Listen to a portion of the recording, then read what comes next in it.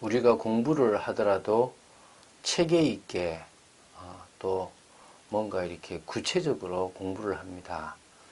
인생을 살아가는데도 계획이 있고 또 나름대로 방향이 있습니다. 신앙도 마찬가지입니다. 그냥 믿습니다라고 하는 것이 아닙니다. 또 그냥 막 이렇게 했다 저렇게 했다 이런 것도 아닙니다. 우리가 먼저 말씀 위에 든든히 서는 것이 중요합니다. 그리고 그 말씀을 붙잡고 기도하는 그런 시간으로 들어갑니다. 그럴 때 하나님은 우리의 기도에 응답해 주시는데 생각을 바꿔주시든지 아니면 뭔가의 만남의 축복을 주신다든지 또 응답의 문을 열어주신다든지 그런 일들을 하십니다. 그때 우리는 그것을 따라서 행동으로 옮기는 또 인도받는 삶을 살면 됩니다. 그것이 하나하나 정말 톱니바퀴 돌아간다면 우리의 삶은 구체적이고 사실적인 삶이 되어질 줄로 믿습니다. 그런 올바른 신앙생활을 하는 여러분 되시기를 주 예수 그리스도 이름으로 축원드립니다. 자, 오늘은 마가복음 8장 11절부터 21절의 말씀을 보겠습니다. 자, 예수님께 표적을 구하는 바리새인들은 사실 하나님의 말씀을 믿지 않는 자들입니다. 오히려 자신들의 의를 드러내는 사람들입니다. 그들이 하나님의 말씀을 믿었다면 예수님이 하셨던 그 표적들을 보고 예수님이 메시아라고 고백하고 그분을 따랐을 것입니다. 그런데 그들은 사실은 누룩처럼 잘못 퍼져버려서 이스라엘 백성들을 악하게 만들고 잘못되게 만드는 그런 악한 누룩과 같은 교훈들을 가지고 있는 자들입니다. 그래서 예수님은 그들을 주의하라고 말씀하셨는데 이 부분에 대해서 제자들이 알아듣지 못했던 것입니다. 오늘 그 부분을 보면서 우리는 이 시대에 주님이 하시는 말씀을 제대로 알아듣고 있는지를 점검하고 주님의 말씀 따라 나아가는 축복을 누려야 될 줄로 믿습니다. 11절부터 13절을 먼저 보겠습니다. 바리새인들이 나와서 예수께 힐난하며 그를 시험하여 하늘로부터 오는 표적을 구하거늘 예수께서 마음속으로 깊이 단식하시며 이르시되 어찌하여 이 세대가 표적을 구하느냐. 내가 진실로 너희에게 이르노니 이 세대에 표적을 주지 아니하리라 하시고 그들을 떠나 다시 배에 올라 건너편으로 가시니라. 자, 바리새인들은 예수님께 와서 하늘로서 오는 표적을 보여달라고 요구를 합니다. 이렇게 요구하는 것은요, 예수님께서 하나님이 보내신 메시아이심을 스스로가 뭐라고요? 입증할 수 있는, 그러니까 자기들이 볼 때 하나님이 보냈다라고 입증할 수 있는 표적을 달라고 합니다. 그렇게 많은 표적을 보여줬는데 표적을 보여달라는 거죠. 자, 그러면 이게 무슨 말이냐면 성경에 보면 하늘로서 오는 표적을 보인 사람들이 있습니다. 구약에 보면 모세는요 하늘에서 만나를 내리도록 했고요.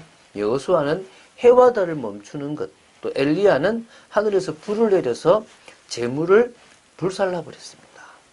물론 사실 이게 하나님께서 그들에게 응답하신 것이라고 볼 수 있습니다.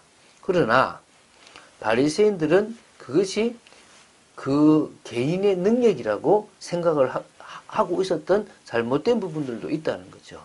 그래서 그들은 좀 더 구체적으로 당신이 하나님의 사람이라는 표적을 달라고 얘기를 합니다.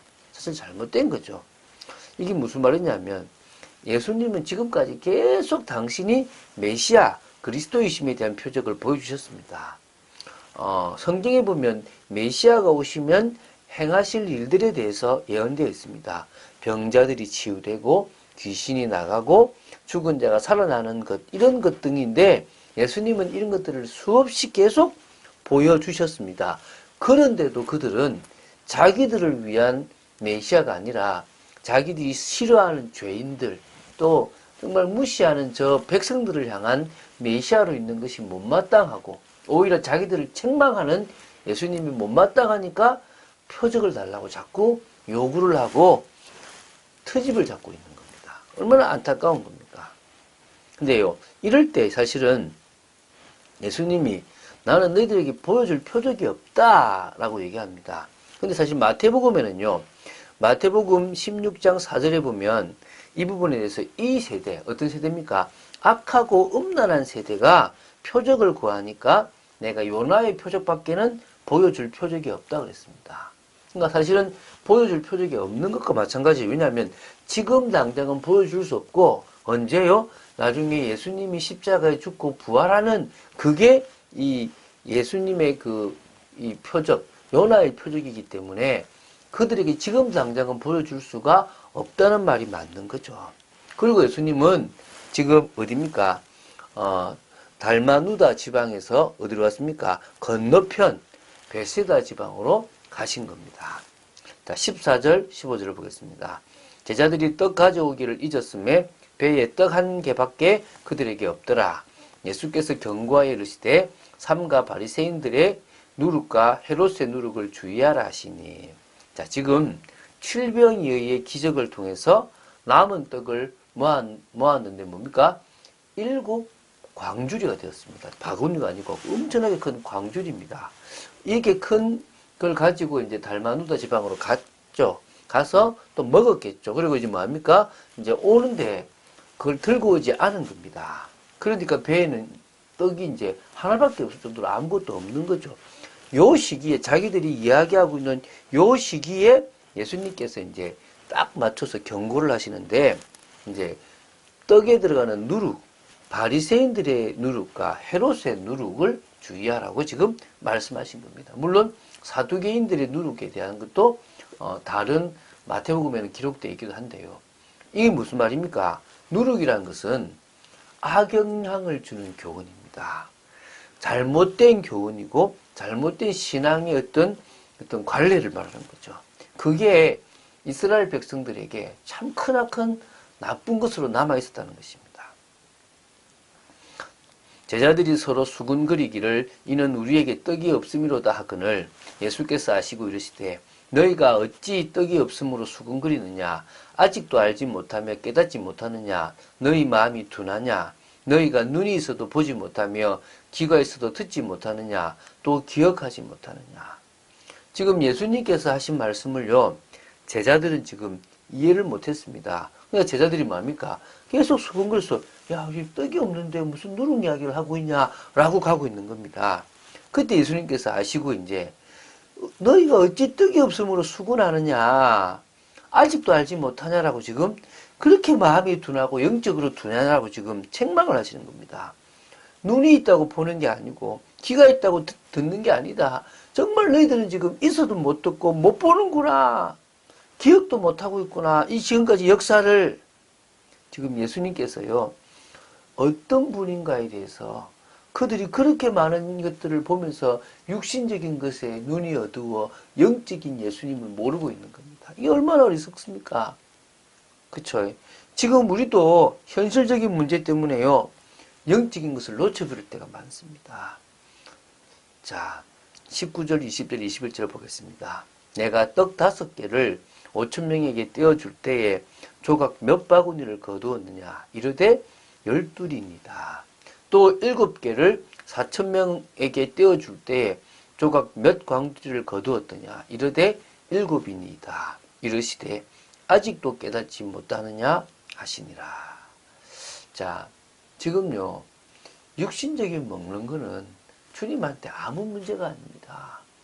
주님은 5,000명을 먹이고도 4,000명을 먹이고도 남게 하실 수 있는 참 하나님, 참 창조주입니다. 그런데 중요한 것은 육신적인 것보다 영적인 올바른 교훈, 예수님의 교훈, 성경에 기록된 올바른 복음의 교훈을 무시해 제대로 이해 못하고 오히려 잘못된 형식, 종교, 율법에 매여서 이 악영향과 같은 그런 바리새인, 헤롯 당 또 사두개인들의 어떤 누룩들을 따라가 버린다면 결국은 실패해 버린 겁니다. 우리가 얼마만큼 잘못된 각인, 잘못된 뿌리가 있고 잘못된 체질이냐 그러면요. 복음의 말씀을 듣지 않으면 다시 과거로 돌아가 버립니다. 우리가 매일 예수 십자가의 이 복음 속에 있지 않으면요, 우리는 영적인 것을 놓쳐버리고 육신적인 현실 환경에 계속 넘어지고 불신앙하며 악에게 빠져버리는 어리석은 인생을 살아간다는 것입니다. 자, 우리가요 이제 육신의 일을 벗어버리고 하나님이 원하시는 영적인 일, 정말 무조건 사람을 살리는 것이 아니라 하나님이 원하시는 사람, 하나님의 관심이 있는 사람, 하나님의 뜻이 있는 사람들에게 관심을 가지고 나아간다면 주의 손이 함께 하실 겁니다. 주의 손이 보호하고 지키고 안디옥 교회와 같은 축복을 누리게 하실 줄로 믿습니다. 우리는 지금도 믿음의 도전을 합니다.